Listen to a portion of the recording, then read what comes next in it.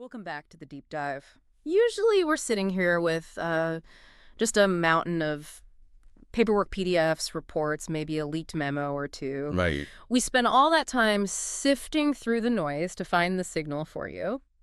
But Today is very different. today the signal is loud, it is incredibly clear, and honestly, it's terrifying. It really is. I mean, sometimes you don't need a 50-page white paper to get it. Sometimes it's just one sentence that, stops you cold. Exactly. And the source we're looking at today it's just that. It's a single headline breaking on Apple News, dated today, February 17th, 2026. Mm-hmm. And the headline reads, "He leaked the secrets of a Southeast Asian scam compound. Then he had to get out alive." It reads like the log line for a survival thriller movie. It does. But we have to remember, this is 2026. This isn't a movie. This is a news report about a real person who just went through hell. That's what I want to unpack today, not just the words, but the reality behind them. Because when you see scam compound and get out alive, Breath, yeah. you realize we are not talking about some guy in a basement sending phishing emails. We're talking about something industrial, something militarized even. Exactly. We're looking at the intersection of high-tech cybercrime and, well, old-school, brutal human trafficking. And the fact that we have a whistleblower, an insider, that's just massive. So let's start with that first part of this breaking story. He leaked the secrets. Right. Now, usually when we hear about leaks, in the tech world, I'm thinking of a disgruntled engineer dumping code on a forum or maybe a hacktivist group. This feels different. It is completely different. The phrasing "he leaked" implies agency from the inside. This wasn't a remote hack. Okay. This was someone physically located within the infrastructure. And that just changes the stakes entirely. How so? To leak secrets from a scam compound, you have to bypass layers of surveillance that they'd make a maximum security prison blush. That's what I was wondering about. I mean, if these places are running scams, surely they're watching their employees, right? You can't just plug in a USB drive and walk out the front door. Not in 2026. No way. Look, based on what we know about these operations in Southeast Asia, the employees are often, they're effectively prisoners. Prisoners. Their phones are confiscated, their computers are monitored with keystroke loggers, screen recording software, internet access is locked down. So for this individual, to successfully get secrets out, he had to pull off a magician's trick. He had to be incredibly calculated. This was not some accidental slip-up. No. This was premeditated espionage. He likely had to gather evidence, maybe screenshots, maybe financial ledgers, video of the conditions inside, and find a way to transmit them out without triggering an automated alert. And that brings us to the word secrets. What are we actually talking about here? Because secrets feels heavy. It's not just data. Secrets implies the smoking gun. If you're leaking the secrets of a scam compound, you're likely revealing the playbook. The whole operation. The whole thing. You're exposing the scripts they use to manipulate victims, the crypto wallets where the stolen money is washed, and maybe even the identities of the ringleaders. Or even the identities of the other workers. Precisely. And that's the darker side of these secrets. He might be leaking proof of human trafficking evidence that the people sitting next to him weren't employees but hostages. Wow. That is the kind of information that topples empires.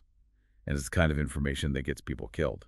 Which leads us directly to the setting. The headline calls it a Southeast Asian scam compound. Mm-hmm. And I feel like we've become a bit desensitized to the word scam. We think of it as a nuisance. But compound, that word paints a very, very specific picture. It does. And we need to strip away that nuisance idea right now.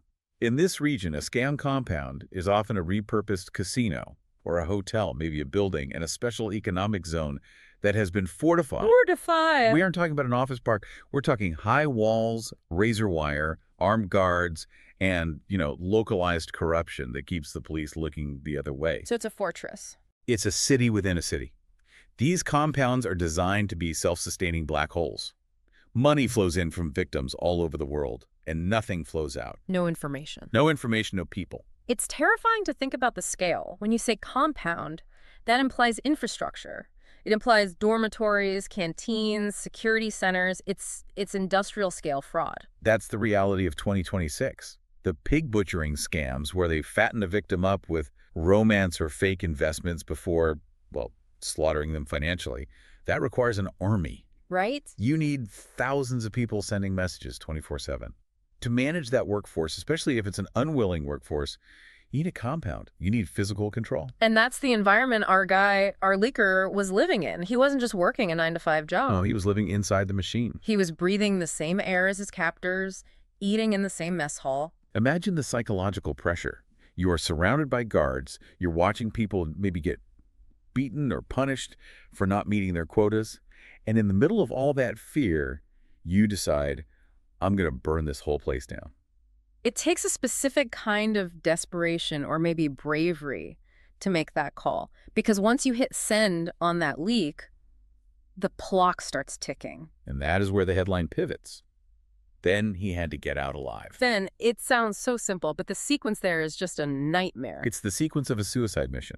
I mean, usually in corporate whistleblowing, you secure your exit first. Right. You fly to a non-extradition country, then you leak the documents to the press, you get to safety before you drop the bomb. Exactly. But the phrasing here, he leaked, then he had to get out. It suggests the leak happened while he was still inside.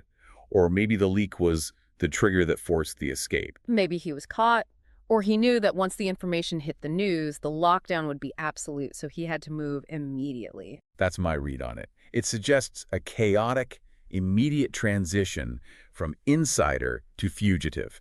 And just look at the requirement. Get out alive. Yeah, let's talk about that. It's not he had to resign. It's not even he had to flee. It's get out alive. That explicitly puts death on the table. It confirms that these compounds operate with lethal force. If you're just an employee breaking an NDA, you get sued. Right. If you're a prisoner in a criminal enterprise and you threaten their billion-dollar revenue stream, they hunt you. So what does getting out actually look like in that context? If you're in a fortified compound somewhere in Southeast Asia, you can't just call an Uber. No. You are likely in a remote area, maybe near a border river.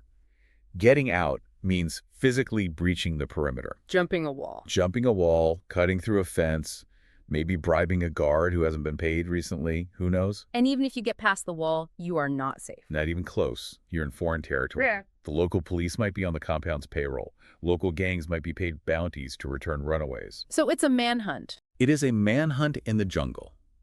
He likely had to move at night, avoid roads, maybe swim across a river to a neighboring country.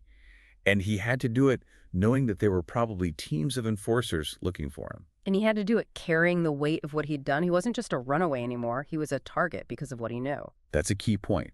He wasn't just escaping labor, he was escaping with evidence. That makes him the most dangerous person in the world to the people running that compound. They wouldn't just want him back to work. They would want him silenced. It really reframes the whole story. We started with a headline about a data leak, and we've ended up describing a survival horror scenario. But that is the story of cyber fraud in 2026. Mm-hmm. We see the text messages on our phones. They feel digital and clean. Mm-hmm. But the origin point is dirty, violent, and physical. Mm-hmm. This headline bridges that gap. It connects the digital leak to the physical survival. And I want to pause on the source for a second. This is breaking on Apple News right now. It's 2026. Why does this story matter today? It matters because we are at a breaking point with these operations. For years, they operated in the shadows, but now we are seeing cracks in the armor. A glitch in their matrix. Exactly. The fact that this story exists, that this man got out and told his story, proves that these compounds aren't impenetrable. Every time someone escapes and speaks, it gives intelligence agencies, NGOs, governments a map. It tells them where the buildings are, Who the bosses are, how the money moves. This isn't just a dramatic story for us to consume. This is actionable intelligence. It's a crack in the dam, and usually when you get one leak, others follow. That's the hope. It signals to other people trapped inside that escape is possible, that if you take the risk, you might make it. But let's not gloss over the might. He had to get out alive. That phrasing implies it was a struggle. It wasn't a guarantee. No. And for every headline like this about a survivor, there are likely dozens of stories we never hear because they didn't make it out. That's a chilling thought. We have to be realistic. This is survivorship bias in its most literal form. We are hearing this story because he survived to tell it, the silence of the ones who didn't make it. It puts the secrets he leaked into perspective. He didn't just leak data, he leaked the legacy of everyone who was still stuck there. He validated their suffering by proving it exists. That's right. You know, we often talk about whistleblowers in the context of, corporate malfeasance or government overreach, but this feels more like a prisoner of war escape.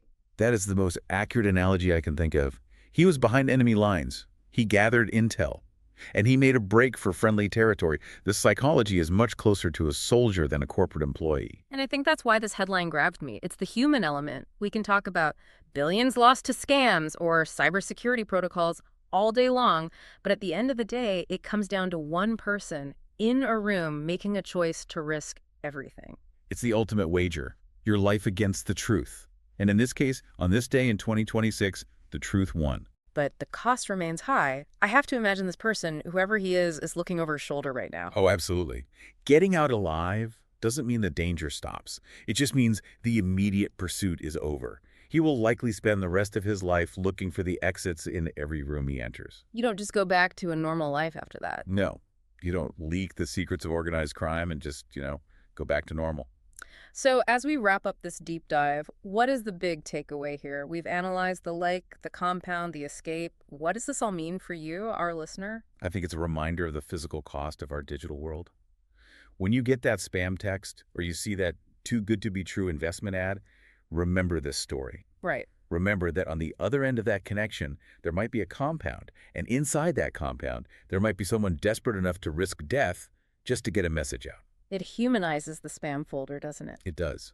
It reminds us that the internet isn't some abstract cloud. It's cables and servers and ultimately people, and sometimes people in terrible situations. And it forces us to ask, what were the secrets? What was so damning that he had to run for his life?